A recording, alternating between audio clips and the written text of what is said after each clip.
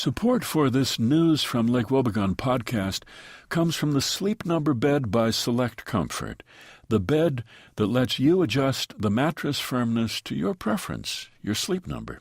And by Grand's Biscuits. Your Grand's Biscuits from the refrigerator are now also available in the freezer, so you can make as many or as few as you need.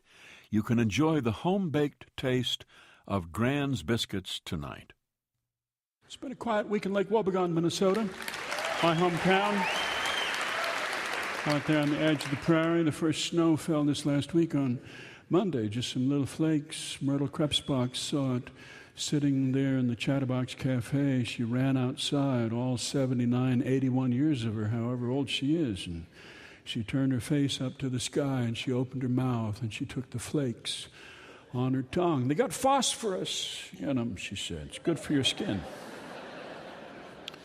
We'd never heard that before, but it is sort of the dividing line. Once the first snow comes, we divide into people who love winter and people who can barely tolerate winter. Oftentimes, one person from one group is married to a person from the other, and this is a challenge for us all. The deer hunting season began this last year, and so people are wearing bright colors whenever they go down to the mailbox, wearing bright red or orange. You'd hate to die just, for a handful of junk mail. It would be a terrible tragedy. Some people just don't understand deer hunting, feel that it's cruel. But the main enemy of deer in Minnesota are cars, and this seems a lot more humane, just to be shot in the forehead, especially when you're out hoping to mate, and your body is coursing with hormones, and you envision success. For life to end at just that point is what most men would wish for themselves, given the opportunity. And there just are a lot of deer who seek death, deer who just don't care to sit through another Minnesota winter and lie off in the weeds or do whatever deer do during cold weather. We're not really sure. They don't hibernate. They just lie there and brood and complain in their silent voices. It's Armistice Day, Veterans Day, on Monday, the 11th of November, when we honor our veterans, going back over history, and when the fifth graders memorized the poem "In Flanders Fields, the poppies blow between the crosses, row on row, that mark our place, and in the sky the larks still bravely singing fly, scarce heard among the guns below." A poem that has that terrible idea in it that the living are obliged to carry on the wars of the dead, which simply is not true. Robert E. Lee, when he decided that enough people had died for his cause, and he rode off to Appomattox Courthouse to meet General Grant, that was a noble moment when he decided to spare the lives of the rest of his men. World War I, of which there are only about 4 veterans remaining in this country, one of the worst wars ever fought in the history of man's cruelty to other men. Millions died in that war, commanded by generals who were far to the rear, who were looking at maps without any idea of the terrain that men were attacking across. Men rose up out of trenches and charged machine guns. They were fighting using 19th century tactics against 20th century weaponry. It was a war that nobody should have died in, and it never did end. It then led to World War II. They were continuing the war they had fought before. They were picking up the torch from those who had fallen. And perhaps World War II continues on today in these countries that were created by World War II. One could, on Veterans Day, I think, wish for peace and pray for peace and hope that this all soon comes to an end.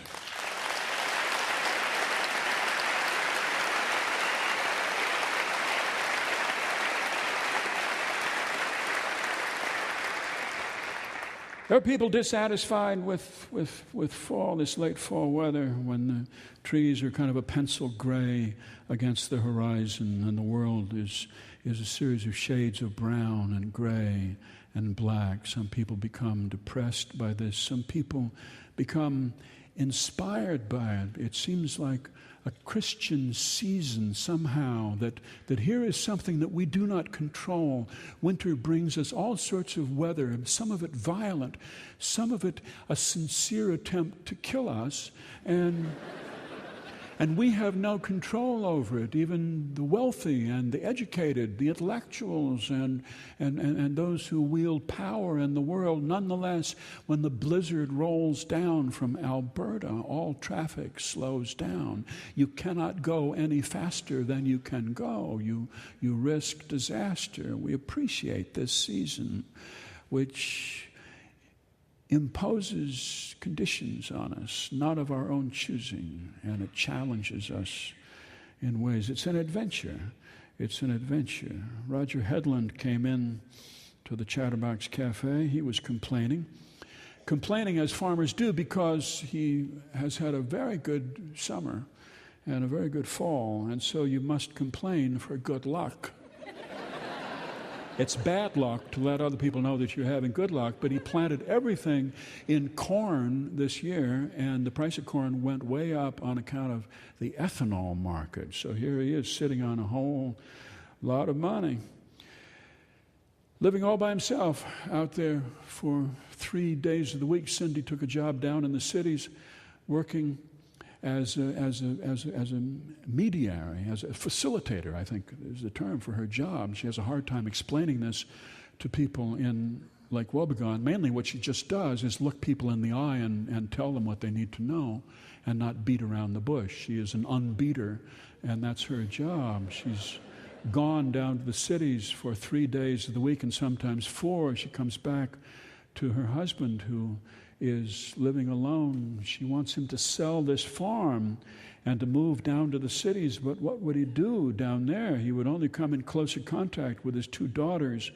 who live down there and who have made serious mistakes in the men that they have picked, and who are working in do-good jobs that pay no money whatsoever and living in near poverty. He doesn't want to see this.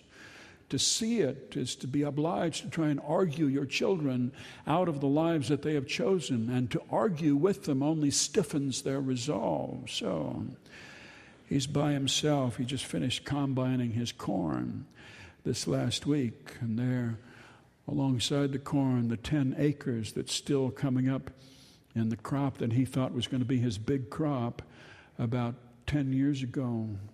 He came on this grass called nut grass or nut sedge. He looked up its name, succulentum, Cyprus succulenta. Succulent, meaning that it tastes good. He ate some of it. He's always eaten weeds and become a connoisseur of the taste of them, chewing on them as you stand and do not talk to somebody standing next to you. You chew on a weed. And he decided that this might be the next big thing. People are looking for something different to put on salads. Why not put grass on salads? Something called nutweed, nut sedge. It had a sort of interesting taste and interesting texture. He had a big idea one night. He'd market this. He'd give it an Italian name. People love Italian names in connection with food. Donna Grazia, he'd call it, and he'd put it in little plastic bags, and he'd sell it in co-ops and health food stores, and he'd bring it along, and eventually he would plant all 220 acres in nut sedge. He started out with 10 acres. He didn't have the capital that he needed to really get this going. It would have taken 5 or 6 years of losses before he would have started making some money, and he couldn't quite make it. He then discovered a couple of things about nut sedge. One is that once you put in 10 acres, it pretty well stays there for the next season and the season after. You can plow it up. You can try to plow it up. You can plow it up twice or 3 or 4 times, and it still comes back. It's a hardy plant. He also discovered that it drives birds insane. And this would be a drawback of raising it. Perhaps that's where it got its name, nut sedge.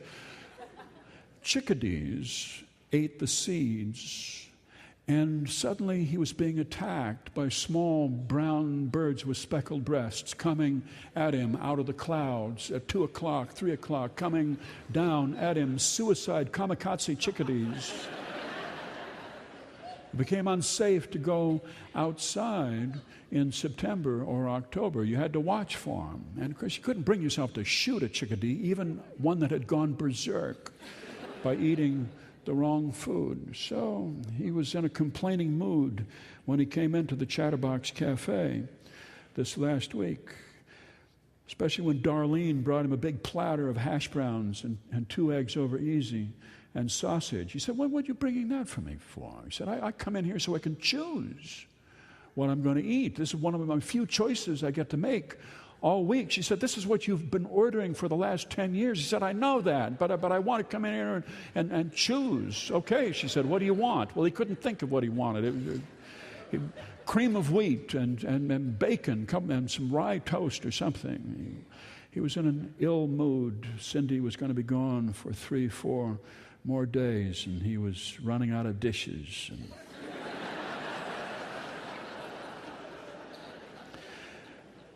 The controversy down at the Lutheran Church this last week has gotten a lot of people interested. With the flu season upon us, there have been people in the worship committee who've wanted to abandon the shaking of hands during the sharing of the peace. And there are also people who have proposed that when it comes to communion, that instead of drinking from a common chalice or passing the wafers around, that we use these sacraments that are made down in Iowa, down in Des Moines, and they come individually packaged in little plastic containers, the wine in one and the wafer in the other. They're called Santa hosts, and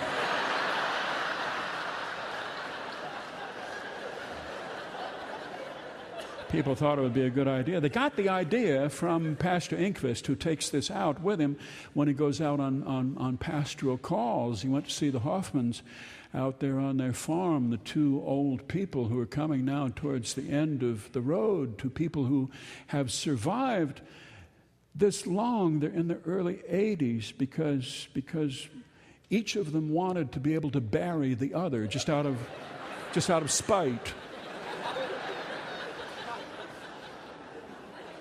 They've survived on mutual animosity. He went out to see that Mr. Hoffman never comes to church. Mrs. Hoffman does, just so she can complain about her husband out of his hearing. They were there in this house, smelled of cigarette smoke. She's got lung cancer. She doesn't smoke. He's the skinny one, and he's got congestive heart disease. So there they were, sitting in their recliner chairs. He came in. He asked if they wanted to take communion. Well, Mr. Hoffman, of course, did not want to. He said, no, I don't believe in any of that. He said, I don't believe there's any life after this one. That's just all an invention on the part of people to make themselves feel more important. It just, when you come to the end, it's the end. When you die, you're dead. That's all there is to it. Pastor Inquist could see that Mr. Hoffman was looking through the kitchen door towards the kitchen table, and there was his bottle of bourbon whiskey sitting there. Now, with life coming to an end, he's rearranged his day, and he's expanded his concept of breakfast to include the alcohol food group. Mrs. Hoffman thought she would like the sacrament, so Pastor Inquist excused himself, and he had the Santa hosts there in his briefcase, and he went into the kitchen. You don't want to offer people the host in plastic. You want to put it in some more suitable container. So he put it in a little glass, and he put the wafer on a plate, and he brought it in, and he offered it to her. He had the cross, he had scripture right there, and she took communion. He said goodbye to them both. He packed up, and he got into his car, and he drove down to the end of their quarter-mile driveway, and he cut just a little sharp, turning right, and the right rear wheel went down into the ditch, which was very muddy from these rains, and he couldn't get it out. He went forward and back. He tried to walk it out, and it just got in deeper and deeper. So he came back to their house, the Hoffmans. And as he walked up towards the front door, he could hear them yelling at each other inside. And she was yelling at Mr. Hoffman that soon he would pass from this earth and he would go to a place where he would now appreciate what he had put her through all of these years, except he would spend longer there. Well, Pastor Ingquist didn't think he needed to be part of that theological argument, so he came back down the driveway, decided not to ask them for the use of their pickup truck to get his car out. Now, Roger Headland had been out to look at his nut grass, thinking about how he could clean up on this someday, not to give up on this dream. Donna Grazia in a plastic bag. This could be the new thing. People are getting tired of Caesar salad and spinach salad. Need a little something extra, a little conversation piece. Nut grass, nut sedge. He thought he might get, and then he was walking through the field of nut grass and picking stalks. He was going to put them on his salad that evening, and a chicken came at him. He doesn't keep chickens. It was a neighbor's chicken, and the chicken had gotten in and had eaten some of the seeds. And he'd never been attacked by a chicken before. It just came straight at him, just straight at his chest, beating its wings. He sort of panicked. He made a mistake, and he turned and he ran, and he could feel its beak pecking him in the back, in the lower back, as he ran towards the house. This berserk chicken was going after him, avenging all that had been done to chickens in the past, avenging the entire race of chickens. And that was when Pastor Ingquist came up the driveway looking for somebody to lend him a pickup truck so they could get his car out of the ditch at the end of the Hoffman's driveway. He walked towards Roger being chased by an insane chicken. And Pastor Ingquist reached down into his pocket to find something to throw at the chicken. And he found a Santa host in his pocket. And he flung it underhand like a frisbee, and it sailed out, glittering out into the air, and the chicken grabbed it in its beak, and the chicken fell to the ground and walked away. It was the miracle of the Santa host. Can you give me a hand with my car? Yes, of course. Yes, of course, said Roger Headland. Be happy to. I'm kind of thinking of planting the rest of my farm in nut sedge. A lot of money in this. Going to be a lot of money in this someday. That's the news from Lake Wobegon, where all the women are strong, all the men are good looking, and all the children are above average. Support for this podcast comes from Grand's Biscuits. Your Grand's Biscuits from the refrigerator are now also available in the freezer, so you can make as many or as few as you need. You can enjoy the home-baked taste of Grand's Biscuits tonight.